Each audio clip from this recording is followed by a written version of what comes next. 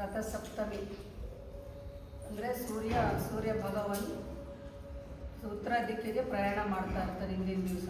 ಅಂದರೆ ಅವನು ಇವತ್ತು ದಕ್ಷಿಣದಿಂದ ಉತ್ತರ ದಿಕ್ಕಿಗೆ ಪ್ರಯಾಣ ಮಾಡ್ತಾ ಇರುವಾಗ ಸ್ವಲ್ಪ ಪ್ರಖರತೆ ಜಾಸ್ತಿ ಆಗ್ತದೆ. ಸೂರ್ಯನ ಬಿಸಿಲು ತಾಪಮಾನ ಜಾಸ್ತಿ ಆಗುತ್ತೆ, ಗೊತ್ತಾಗುತ್ತಲ್ಲ. ಇನ್ಮೇಲೆ ಎಷ್ಟು ಬಿಸಿಲಿರುತ್ತೆ, ಇಷ್ಟು ದಿವಸ ಸ್ವಲ್ಪ ಚಳಿ ಇರುತ್ತೆ. ಸೂರ್ಯ ಹುಡ್ತಾ ಇರಬೇಕಾದ್ರೇ ಸೂರ್ಯನ ಭಗವಂತ ತುಂಬ ಇರುತ್ತೆ ಹೇಳೋದು. ಸಂಕ್ಷಿಪ್ತವಾಗಿ ಹೇಳ್ತಾ ಇದ್ದೀನಿ. ಸೂರ್ಯ 7 ಕುದುರೆ ಮೇಲೆ ಬರೋದು, ಅಂದರೆ 7 ಕಲ್ಲರ್ಗಳು, 7 ಚಕ್ರಗಳು, ನಮ್ಮ ಶರೀರದಲ್ಲಿರೋ ಚಕ್ರಗಳನ್ನು ಇಂಡಿಕೇಶನ್ ಮಾಡುತ್ತೆ. 7 ವಾರಗಳು, ಈ ಥರ ತುಂಬ ಇದೆ ಹೇಳೋದು. ಸಂಕ್ಷಿಪ್ತವಾಗಿ ಮಾತ್ರ ಹೇಳ್ತಾ ಇದ್ದೀನಿ ಸೂರ್ಯ ಭಗವಾನ್ ಬಗ್ಗೆ.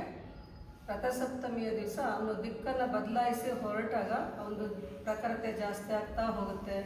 ಮತ್ತು ಅವನು ಮೇಲಕ್ಕೆ ಬರ್ತಾ ಇರೋಗ್ಲೇ ಸೂರ್ಯದೇವನ ಇಲ್ಲ ಅಂತಂದರೆ ನಮಗೆ ಕಲ್ಪನೆ ಮಾಡ್ಕೊಳಕ್ಕಾಗೋದಿಲ್ಲ ಹೇಗಿರುತ್ತೆ ನಮ್ಮ ಪ್ರಪಂಚ, ಹೇಗಿರುತ್ತೆ ನಾವು ಹೇಗಿರ್ತೀವಿ ಅಂತ. ಅವನು ಹುಡ್ತಾ ಇದ್ದಾಗಲೇ ನಾವು ಮಲಗಿದ್ರು ಪರವಾಗಿಲ್ಲ, ಹಕ್ಕಿಗಳು ಚಿಲಿಪಿಲಿಗಾನ ಮಾಡ್ತಿರ್ತವೆ, ಮತ್ತು ಪಶು ಪಕ್ಷಿಗಳೆಲ್ಲ ಕೂಗ್ತಾ ಇರ್ತವೆ. ಅದೆಲ್ಲ ನೋಡಿಕೊಂಡು ನಾವು ಸೂರ್ಯ ಹುಡ್ತಾ ಇದ್ದಾನೆ, ಎದ್ದೇಳಬೇಕು, ನಮ್ಮ ಆ್ಯಕ್ಟಿವಿಟೀಸ್ನಲ್ಲಿ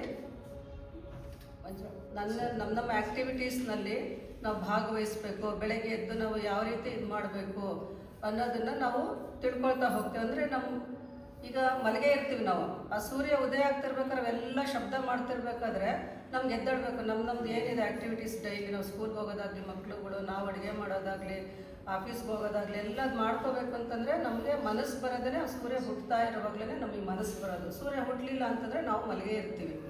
ಬೆಳಗ್ಗೆ ಹೇಗೆ ನಾವು ಆ್ಯಕ್ಟಿವ್ ಆಗಿರ್ತೀವೋ ಸೂರ್ಯ ಮೇಲಕ್ಕೆ ಬರ್ತಾ ಬರ್ತಾ ಬರ್ತಾ ಇನ್ನೂ ಆ್ಯಕ್ಟಿವ್ ಆಗ್ತಾ ಹೋಗ್ತೀವಿ. ಸೂರ್ಯ ಮುಳುಗ್ತಾ ನಾವು ಸ್ವಲ್ಪ ಟಯರ್ಡ್ ಆಗ್ತಾ ಹೋಗ್ತೀವಿ. ಅಂದರೆ ಅದ್ರ ಜೊತೆಗೆ ನಾವು ಸೂರ್ಯನ ಜೊತೆಗೆ ಪ್ರಯಾಣ ಮಾಡ್ತಾ ಇರ್ತೀವಿ ಇಡೀ ದಿವಸನೂ.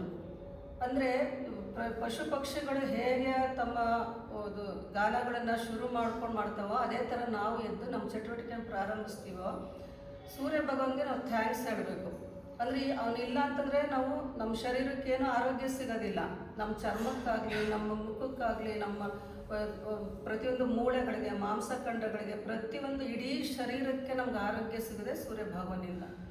ಸೂರ್ಯ ಇಲ್ಲ ಅಂತಂದರೆ ಏನಾಗುತ್ತೆ, 3 ದಿವಸ ಮೋಡ ಮುಚ್ಕೊಂಡಿದ್ರೆ ನಮ್ಗೆ ಏನು ಅನಿಸುತ್ತೆ, ಎಷ್ಟು ಬೇಗ ಸೂರ್ಯ ಬರ್ತಾನಪ್ಪ, ಬಿಸಿಲು ಬರುತ್ತಪ್ಪ, ಮೈ ಒಡ್ಡೋಣಪ್ಪ ಅಂತ. ನೀವೇನೇ ಆಗಲಿ ಸ್ವಲ್ಪ ನೆರಳಲ್ಲಿ ಇಟ್ಟರೆ ಅದೇನಾಗುತ್ತೆ, ಬೂಸ್ಟ್ ಬಂದ್ಬಿಡುತ್ತೆ. ಅದೇ ಥರ ನಮ್ಮ ಶರೀರನು ಪ್ರಪಂಚದ ಹೊರಗಡೆ ನಾವು ಪಂಚಭೂತಗಳಲ್ಲಿ ಏನೇನು ವ್ಯತ್ಯಾಸ ಆಗುತ್ತೆ ಅದೆಲ್ಲ ನಮ್ಮ ಶರೀರದಲ್ಲಿ ಆಗ್ತಾ ಹೋಗುತ್ತೆ. ಅಲ್ಲಿ ಬಿಸಿಲಿದ್ರೆ ನಾವು ಆ್ಯಕ್ಟಿವ್ ಆಗಿರ್ತೀವಿ, ಅಲ್ಲಿ ಮೋಡ ಇತ್ತು ಅಂದರೆ ನಾವು ಹೀಗಿರ್ತೀವಿ ಅಲ್ವಾ. ಅಲ್ಲಿ ಮೋಡ ಬಂದ ತಕ್ಷಣ ಹೀಗಿರ್ತೀವಿ ತಾನೆ. ಆ್ಯಕ್ಟಿವ್ ಆಗಿರ್ಬೇಕಂದ್ರೆ ಸೂರ್ಯ ಭಗವಾನ್ಗೆ ಎಷ್ಟು ಕೋಟಿ ನಮಸ್ಕಾರ ಮಾಡಿದ್ರೂ ಸಾಕಾಗೋದಿಲ್ಲ, ಅಷ್ಟು ಸಹಾಯ ಆಗ್ತಾಯಿದೆ ನಮ್ಗೆ ಅವನಿಂದನ. ಮತ್ತು ಎಷ್ಟು ಸಹಾಯ ಆಗ್ತಿದೆ ಅಂತಂದರೆ ನಾವು ಕಲ್ಪನೆನೂ ಮಾಡ್ಕೊಳಕ್ಕಾಗೋದಿಲ್ಲ. ಅವ್ನು ಇಲ್ತಾ ಇದ್ರೆ ಆಗುತ್ತಾ? ಅವನಿಗೆ ತುಂಬ ಥ್ಯಾಂಕ್ಸ್ ಹೇಳಬೇಕು, ಧನ್ಯವಾದಗಳನ್ನು ಹೇಳಬೇಕು. ಯಾವ ಥರ ಹೇಳ್ಬೋದು ನಾವು?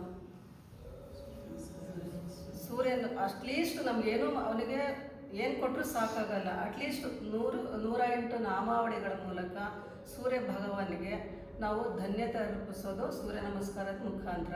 ಯೋಗ ಸ್ಟೂಡೆಂಟ್ಸ್ ನಮಗೇನೂ ಮಾಡೋಕ್ಕಾಗೋದಿಲ್ವಾ, ಸೂರ್ಯನ ನಮಸ್ಕಾರ ಮಾಡಿದ್ರು ಸಾಕು. ಸೂರ್ಯದೇವ ನಿನ್ನ ಆಶೀರ್ವಾದ ಇರಲಿ ಅಂತೇಳಿ ಮಾಡಿದ್ರು ಸಾಕು. ಎಲ್ಲರಿಗೂ ನಾನು ಹೇಳ್ತಾ ಇರೋದು, ಎಲ್ಲರೂ ಸೂರ್ಯ ನಮಸ್ಕಾರ ಮಾಡೇ ಅವನಿಗೆ ಕೃತಜ್ಞತೆ ಸಲ್ಲಿಸಬೇಕು ಅಂತ ಇಲ್ಲ. ಎಲ್ಲೆಲ್ಲಿ ಇರ್ತಿರೋ, ಯಾರ್ಯಾರು ಮಾಡೋಕ್ಕಾಗೋದಿಲ್ವೋ ಮನೆಗಳಲ್ಲಿ ಅವರು ಸೂರ್ಯ ಭಗವಾನ್ಗೆ ಕೈ ಮುಗಿದ್ರೂ ಸಾಕು. ಮುಂಚೆ ಎಲ್ಲ ಸೂರ್ಯ ಹುಟ್ಟಕ್ಕೆ ಮುಂಚೆ ನಾವು ಎದ್ದೇಳಬೇಕು ಅಂತಿತ್ತು, ಇವಾಗ ಎದ್ದೇಳ್ತೀವ? ಅವನು ಎದ್ದು ಬಂದಮೇಲೆ ನಾವು ಎದ್ದೇಳ್ತೀವಿ. ಸೂರ್ಯ ಹುಟ್ಟಕ್ಕೆ ಮುಂಚೆ ಬಾಗಿಲಿಗೆ ನೀರು ಹಾಕಬೇಕು, ರಂಗೋಲಿ ಹಾಕಬೇಕು ಅಂತ ಹೇಳ್ತಾ ಇದ್ದಿದ್ದು ಅವಾಗೆಲ್ಲ. ಬಿಸಿಲು ಬಂದಮೇಲೆ ರಂಗೋಲಿ ಹಾಕಬಾರ್ದು ಅನ್ನೋ ಪದ್ಧತಿ ಇತ್ತು. ಎಷ್ಟು ಜನ ಅಳವಡಿಸ್ಕೊಂಡಿದ್ದೀವಿ ನಾವು ಈಗಿನ ಕಾಲದಲ್ಲಿ? ಸೂರ್ಯ ಹುಟ್ಟಿದ ಮೇಲೆ ಮಧ್ಯಾಹ್ನನೂ ಹಾಕ್ತೀವಿ, ಸಾಯಂಕಾಲ ಹೊತ್ತು ಕೆಲವರು ಹಾಕ್ತಾರೆ. ಆ ಥರ ಸೂರ್ಯ ಹುಟ್ಟಕ್ಕೆ ಮುಂಚೆ ರಂಗೋಲಿ ಹಾಕಿ ಅವ್ನಿಗೆ ಬರೋದಕ್ಕೆ ಕಾಯ್ತಾ ಇರಬೇಕಾಗಿತ್ತು ನಾವು. ಅವ್ನು ಬರೋಕ್ಕೆ ಮುಂಚೆ ನಾವು ರಂಗೋಲಿ ಹಾಕಿ ಅದು ಫ್ರೆಶ್ ಆಗಿರಬೇಕು, ಅದು ಅವನ ಆಶೀರ್ವಾದ ಸಿಗಬೇಕು. ಆ ಥರ ಇದನ್ನೆಲ್ಲರೂ ಉಪಯೋಗ ಪಡ್ಕೊಳ್ಳೋಣ. ಸೂರ್ಯ ಭಗವಾನ್ಗೆ ಈ ಮೂಲಕ ಧನ್ಯತೆ ಅರ್ಪಿಸೋಣ. 108 ಸೂರ್ಯ ನಮಸ್ಕಾರ. ಇವತ್ತು ತುಂಬ ರಜೆಗಳಿರೋದ್ರಿಂದ, ತುಂಬ ಫಂಕ್ಷನ್ ಇರೋದ್ರಿಂದ ಕಡಿಮೆ ಜನ ಇದ್ದೀರ ಇವತ್ತು. ಇಲ್ಲಿ ಕಂಟಿನ್ಯೂಸ್ ಆಗಿ ರಜೆ ಬಂದಿರೋದ್ರಿಂದ, 4 ದಿವಸ ರಜೆ ಬಂದಿರೋದ್ರಿಂದ ಸ್ಟ್ರೆಂತ್ ಇದೆ. ಎಷ್ಟು ಜನ ಇದ್ದೀರೋ ಅಷ್ಟು ಜನ ಖುಷಿಯಾಗಿ ಮಾಡಿ, ಎಷ್ಟಾಗುತ್ತೋ ಅಷ್ಟು ಮಾಡಿ ಎಲ್ಲರೂ. ನೆಕ್ಸ್ಟು ಸೂರ್ಯ ನಮಸ್ಕಾರ ಶುರು ಮಾಡೋಣ. ನಮಸ್ಕಾರ ಸ್ಥಿತಿ. ಈಗ ಪ್ರೇಯರ್ದ ಅರ್ಥ ಏನು ಅಂತಂದರೆ, ಹಿರಣ್ಮಯೇನ ಪಾತ್ರೆನ ಹೇಳ್ತೀವಲ್ಲ, ಸೂರ್ಯ ಭಗವಾನ್ ಚಿನ್ನದ ತಟ್ಟೆಯಿಂದ ಮುಚ್ಚಿರುವ ನಿನ್ನ ಮುಖವನ್ನು, ಸತ್ಯ ಧರ್ಮದಿಂದ ಕೂಡಿರುವ ನಿನ್ನ ಮುಖವನ್ನು ತಟ್ಟೆಯನ್ನು ಪಕ್ಕಕ್ಕೆ ಸರಿಸಿ ನಿನ್ನ ಸೂಕ್ಷ್ಮವಾದ ಕಣ್ಣುಗಳಿಂದ ನಮಗೆ ಆರೋಗ್ಯ ದಯಪಾಲಿಸು, ಸತ್ಯ ಧರ್ಮದ ದಾರಿಯನ್ನು ತಿಳಿಸು ಅಂತ ಇದ್ರದ ಅರ್ಥ. ಸಮಸ್ಥಿತಿ ನಿಂತ್ಕೊಳ್ಳಿ. ಓಂ ಹಿರಣ್ಮಯೇನ ಪಾತ್ರೇಣ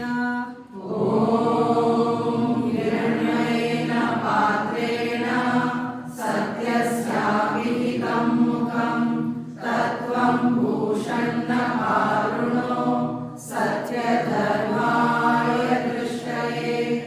ಓಂ ನಿದ್ರಾಯ ನಮಃ. 1 2 3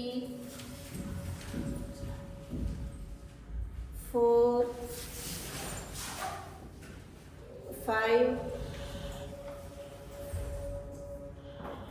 6 7 8 9 10. ಓಂ ರವಯೇ ನಮಃ. ಓಂ ರವಯೇ ನಮಃ. 1 2 3 4 5 6 7 8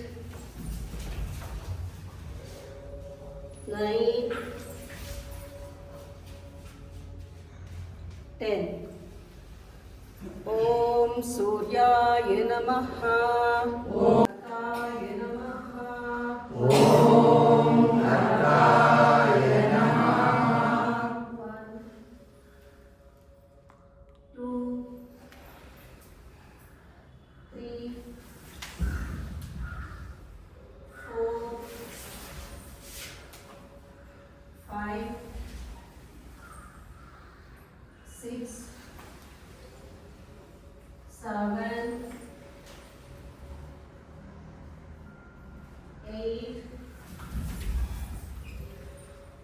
9 10. ಓಂ ಭಾಸ್ಕರ. ಸೂರ್ಯದೇವನ ಜಯಂತಿ ಇವತ್ತು. 108 ಸೂರ್ಯ ನಮಸ್ಕಾರ ಮಾಡ್ತಿದ್ದೀವಿ. 107 ಮಾಡಾಗಿದೆ. ಈಗ 108ನೇದು. ಮಾಘ ಮಾಸದಲ್ಲಿ 7ನೇ ದಿವಸ ಬರೋದು ಸಪ್ತಮಿ. ಅವತ್ತಿನ ದಿವಸ ಸೂರ್ಯ ಜಯಂತಿಯಿಂದ ಆಚರಣೆ ಮಾಡೋದು. ಸೂರ್ಯನಿಗೆ 108 ಸೂರ್ಯ ನಮಸ್ಕಾರದ ಮುಖಾಂತರ ಅವನಿಗೆ ಧನ್ಯತೆಯನ್ನು ಅರ್ಪಿಸ್ತಾ ಇದ್ದೀವಿ. ಈಗ 108ನೇ ಸೂರ್ಯ ನಮಸ್ಕಾರ. ಓಂ ಶ್ರೀ ಸವಿತ್ರ ಸೂರ್ಯ ನಾರಾಯಣಾಯ ನಮಃ.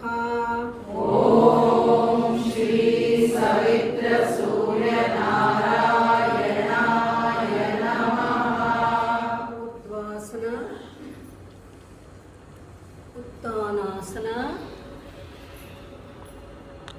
ಏಕಪಾದ ಪ್ರಸರಣಾಸನ, ದ್ವಿಪಾದ ಪ್ರಸರಣಾಸನ, ಶಶಂಕಾಸನ,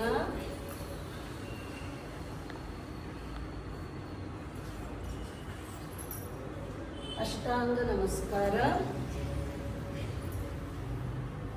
ಊರ್ಧ್ವಮುಖ, ಅಧೋಮುಖ, ಶಶಂಕಾಸನ. ಶಶಂಕಾಸನ ಮಾಡೋದ್ರಿಂದ ಇಷ್ಟೊತ್ತು 108 ಸೂರ್ಯ ನಮಸ್ಕಾರ ಮಾಡ್ತಿದ್ವಲ್ಲ, ಟಯರ್ಡ್ ಆದರೆ ಸ್ವಲ್ಪ ರಿಲ್ಯಾಕ್ಸ್ ಆಗುತ್ತೆ. ಏಕಪಾದ ಪ್ರಸರಣಾಸನ, ಉತ್ತಾನಾಸನ, ನಮಸ್ಕಾರ ಸ್ಥಿತಿ. ಸೂರ್ಯದೇವ ಎಲ್ಲರಿಗೂ ಆರೋಗ್ಯ ಕೊಟ್ಟು ಆಯುಷ್ ಕೊಟ್ಟು ಕಾಪಾಡಲಿ. ಸೂರ್ಯದೇವನ ಆಶೀರ್ವಾದ ಸದಾಕಾಲ ನಮ್ಮ ಮೇಲೆಲ್ಲ ಇರಲಿ, ಪ್ರತಿಯೊಂದು ಜೀವಿಗಳ ಮೇಲೂ ಇರಲಿ. ಅವನ ಆಶೀರ್ವಾದ ಬೇಡ್ತಾ ನಮಸ್ಕಾರ ಮಾಡಿ. 108 ಮುಗಿಸಿದ್ದೀರಾ?